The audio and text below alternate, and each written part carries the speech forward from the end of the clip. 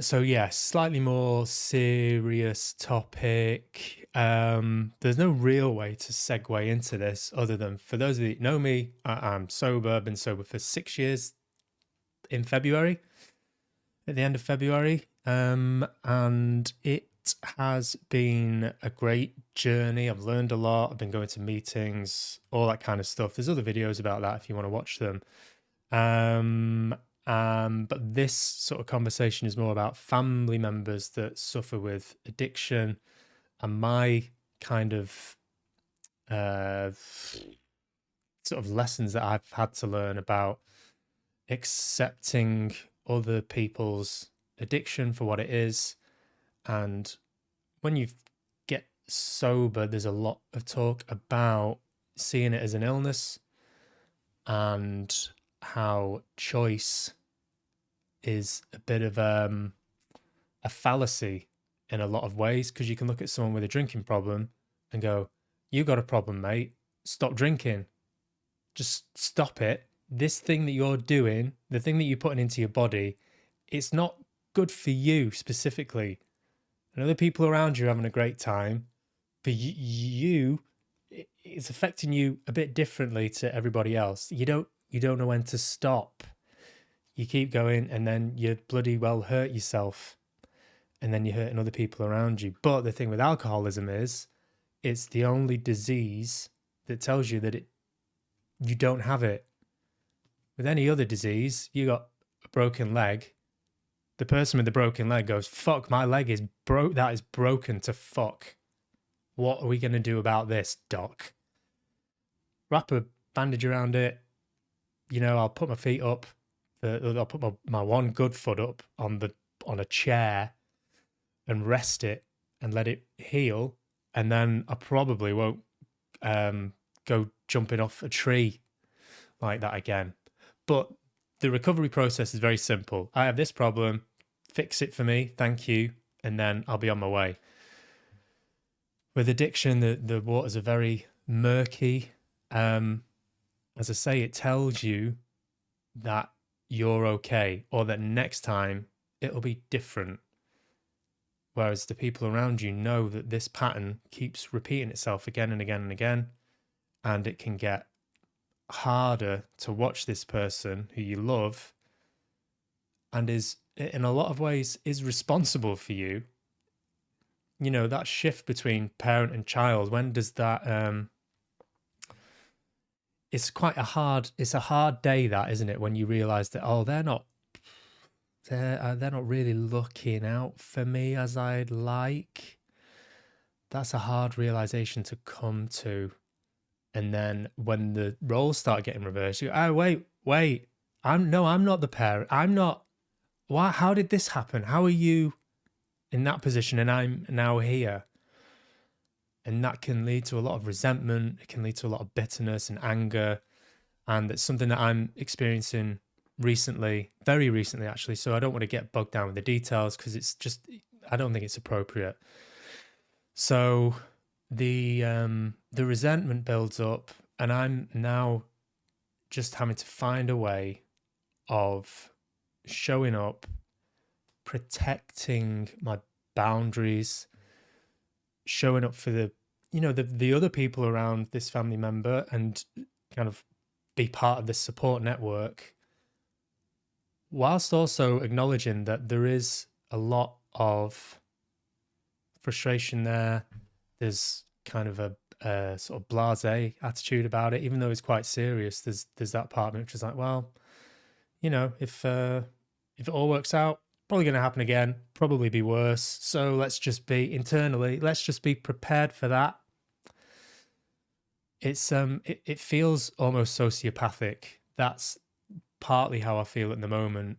The fact that this is going on and I'm choosing to make a video about it or just talk about it.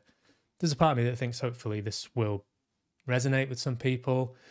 Maybe you have similar issues with family members. But the main thing that I'm grateful for is that going to AA meetings, it helps you to just remove yourself from the equation, not to make it about you, because it's not about me. There's an illness here. This person doesn't realize quite how ill they are. They might have an idea, but the illness itself, it kind of, it robs you of reason. It robs you of agency, or seeming agency, which is why the first step of the 12-step program is we acknowledged that we were powerless over alcohol. We admitted to ourselves and to others that we were powerless over alcohol, something like that. I've not done them. No, I have. And so it's just, it's hard to watch, but going to the meetings gives you that third person perspective, because you're looking at other people in the room and you're like, yeah, well, yes, I've been that person. There's part of me which still believes that I wasn't a fully fledged alcoholic. I still believe that. I still think that other people look at me and they go, well, he's not really an alcoholic. He's just had a drinking problem, and then he just went a bit extreme and decided to stop drinking completely. Someone has actually said that to me. It's a bit extreme, isn't it? Going to 12-step meetings. yeah. Well, the blunt version of that is, well, I didn't want to be around anymore. So I thought that was quite extreme. Hence the, trying to do something about it. And it's elusive, this idea that alcohol could be that damaging, because it's so heavily ingrained into culture, into social norms, that the waters are so murky. It's not black and white. Like, the way I look at alcoholism is, I have a fucked up relationship with alcohol. That's it. It's as simple as that. When I first got sober, there was these checkpoints in my mind of like, do I do this? Do I do that? Do I drink in the morning? No. I have done, but I don't do it all the time. Do I get drunk before work? No. I mean, I've been a bit half cut from the night before, but there's all these sort of pre-imposed standards on what alcoholism is. And the turning point for me was that binge drinking is a form of alcoholism. That was the first thing that the guy on the phone said to me when I phoned AA, Alcoholics Anonymous, not the recovery service, although they both offer very similar things. But the point is, he said to me, when you start drinking, do you have a hard time stopping? And I said, yes, absolutely. He said, well, that sounds to me like binge drinking, and binge drinking is a form of alcoholism. And then he said to me, and this was the turning point, the only prerequisite, the only thing required for you to attend an AA meeting is the desire to stop drinking. And that for me that gave me ownership. It gave me agency. It gave me the feeling of, okay, someone here has given me, it's like I needed permission to attend these meetings. Because when I first looked up, I started looking for help.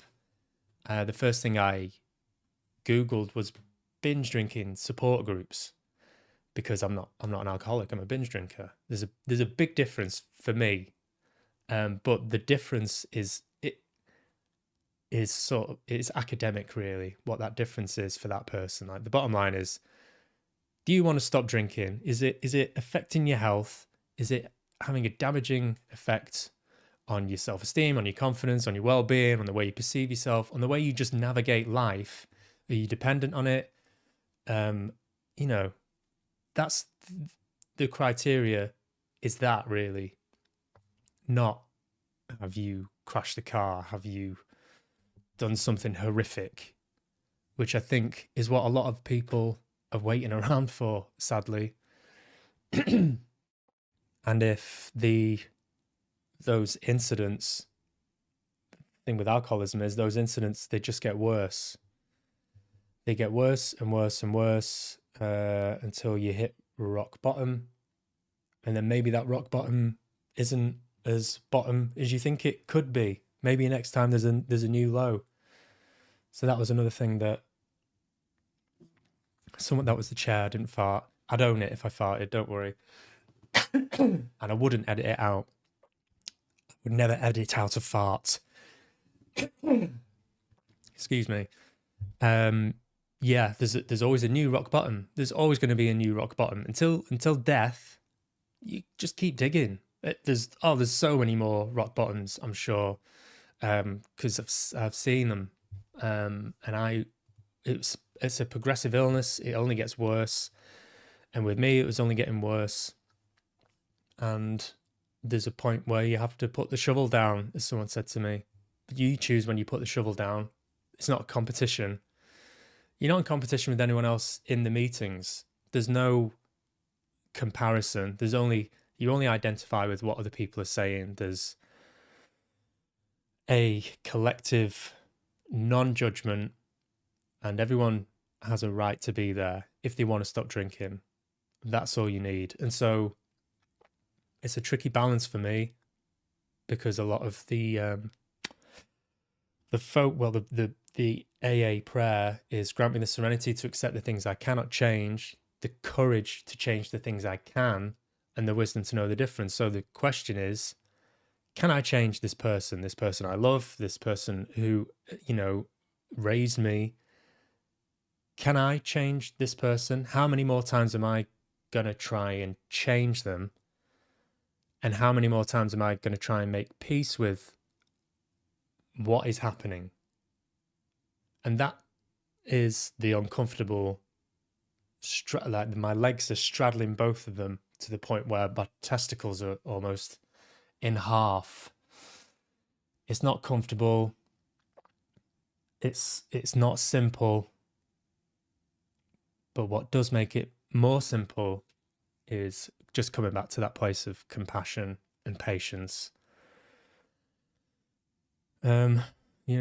Interventions they happen, don't they?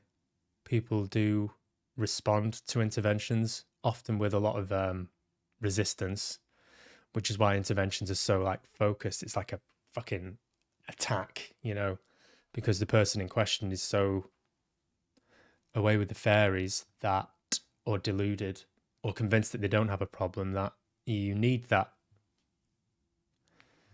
What's going on with the contrast here? I think it's all right. Are we okay? Are we okay? It's a bit dark. Why is it doing that? Because it's got auto contrast on. Anyway, that's kind of all I wanted to say about that, I think. And if you are having problems with family members or people that are close to you, help is at hand. It doesn't fall entirely on your shoulders to change them, to fix them. You're not responsible for the choices they make. Everyone has their own agency. And the first step to getting help is just admitting that you've got a problem. However you navigate that there's no rule book. There's no, I wish I had a sort of step-by-step guide of how to fight that illness. But I think first and foremost, compassion, it just goes a long way. So I see you if you're watching this and you're going through some struggles. I know it's not easy, which is why it's important for me to just keep going to those meetings and keep getting that perspective on the bigger picture. It's not about me. It's not about what I want. Sometimes it's just about treating it as an illness, seeing this person as someone who is ill and they're convinced they're not ill, which just adds another sort of interesting dimension. But just keep showing up, man. Keep showing up. The rest will happen as it happens. So that's that. What's next? What have we got next? Oh yeah.